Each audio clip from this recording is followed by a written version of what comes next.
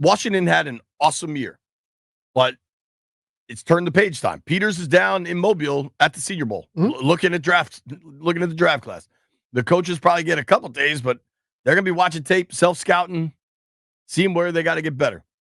So I wrote kind of the 4 next steps for Washington. And I think the biggest one now that we know is Cliff is sticking around. Yep. So that was a big question, and they have the answer.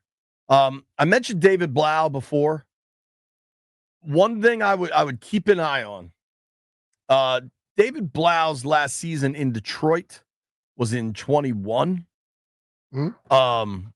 Then Blau ended up in Arizona in 22 with Kingsbury.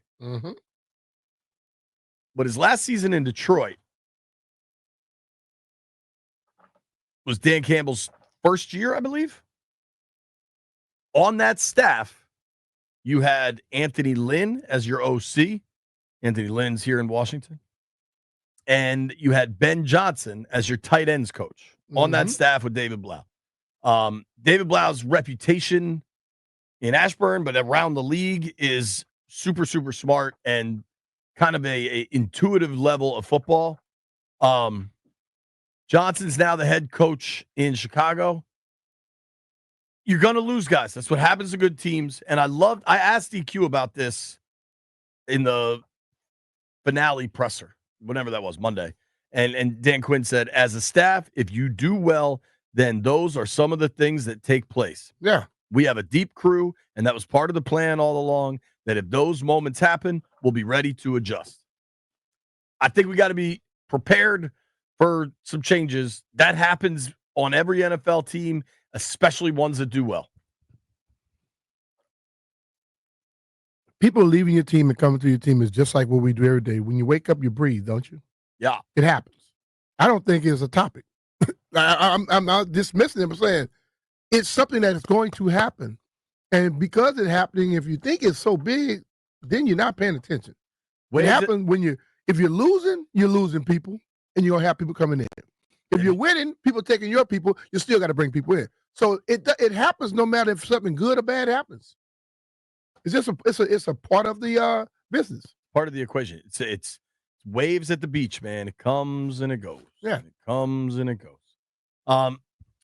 Number 2, kind of the next thing, the next step here, the next shoe to drop is free agency in the NFL does not open until mid-March. So you got some time. But you can sign your own guys. Yeah. Whenever. There is nothing stopping you from signing a person. Now, granted, their contract's going to expire March 12th, I think, is the league year. But, you could sign them February 27th. Yeah, you can talk to them. I am not sure they will. That is hardly a given. But everybody's aware of all the veterans they have, one-year deals. You had Zach Ertz went out of his way to say, I'm not retiring. I want to be back here. He also said, but I understand this is a business. We'll see what happens. Yeah. Tress Way said the same thing. De'Ami Brown said the same thing. You've got guys like Bobby Wagner, Jeremy Chin. They got a lot of guys to probably figure some stuff out with. There's no rule preventing them from starting that process sooner than later, especially the NFL Combine, where everybody's agents there is probably about a month out. Let's get some Combine dates. This is me telling Landfill when we'll be gone, B. Probably the 24th through the 1st. I will go as minimally as possible to Indiana, so expect me out there 2 days that last week of February. But that's kind of the next internal step. They're going to watch all this tape, and they got to make decisions who they want to try to get something done with. Yeah. There's probably some dudes that they were really happy with what they got this year, but they might still look elsewhere for next year. Probably. It's an evaluation business. The third thing, B, I don't know if you agree with me, but I for whatever we can, I kind of want to calm down the go shop at the top. Like, they have all this cap space. Yeah. Spend all of it. I am not sure that's what's going to happen. And I think... And let me just hit you a little bit. That ain't going to happen.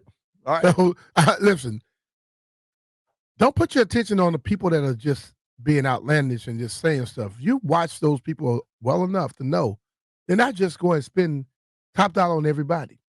They want to build this thing for the long haul. And they may spend a good bit of it and improve at some positions, but they still want to be able to compete as the next year come along to even make that team better. So I've had people, and look, I got my college text thread, they telling, man, they should go get this person. I say, probably won't.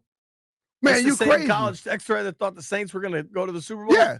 And they're like, man, why? I say, because if you just go spend all your money just all at one time, you don't really improve yourself. You don't put yourself in the position to build and be consistently good.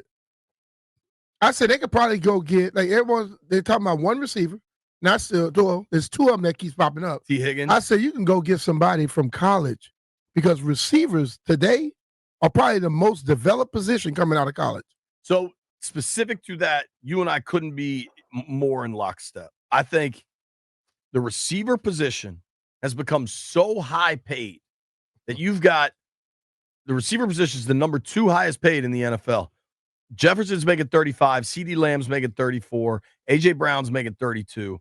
Whatever Chase gets this year, he might push 40, dude. Mm-hmm. And people keep talking about Higgins. Higgins is a really good player. I like T. Higgins. I think he is one of the best in the NFL, if not the best, at showing late hands. Mm-hmm. Which when he's running a route and he doesn't put his hands up till the last possible second, the DB has no chance because the DB is coached to look for his hands, right? And so when he shows those late hands, Higgins is so good at that. He also has missed time. Like, you're going to pay T. Higgins $33 million a year? Just briefly, Brian Thomas Jr. led all rookie receivers last year with 1,282 yards. He was picked 23rd overall and went to a terrible offensive system. Like, whatever they had going in Jacksonville was broken. Mac Jones looked better than Trevor Lawrence. Mm-hmm. Malik Neighbors was 4th overall pick, had 1,200 yards. Brock Bowers was the top 10 pick, tight end, a little bit different. Ladd McConkey, I think, was a 3rd rounder out of Georgia. I'll pull it up real quick. But he was always open in college. Second rounder. Forgive me. 2nd rounder, Ladd McConkey went for $11.49. Marvin Harrison was the first receiver drafted, just under 1,000. Adunze went 9th or 10th overall. But then you know who looks like they could really play? Who's that? Xavier Legette, the kid down in Carolina. Yeah. Once the Panthers kind of turned that season around, Legette was a huge part of that. Keon Coleman, I thought, looked really good in Buffalo. There are receivers throughout the draft. Cookie Man. Cookie Monster. Yeah. I just, to me, draft your receivers, develop your receivers, pay them. And if you look at what they did in San Fran, where Peters came from, they drafted and developed Ayuk, Kittle, Debo. Well, that's one thing that we have now. And then they paid their guys and kept them. That's one thing we have that we didn't have prior. We draft people and we develop them. It's been a long time we draft people, and if the person wasn't just an automatically worker, they were not going to get better. We've seen guys get drafted, and in the 3rd year, they look worse than they did in their 1st year. Other guys, Terry came in here. Terry was a worker from day one, and he improved. And yes, a lot of the most of the credit goes to Terry. But I sit here and watch how, talking to his coach, and he's like, look, man, I ain't got to put much attention on that dude right there. Because I know he's going to get it done. I know he's going to put in the work. I think a lot of other receivers got to get that same mindset.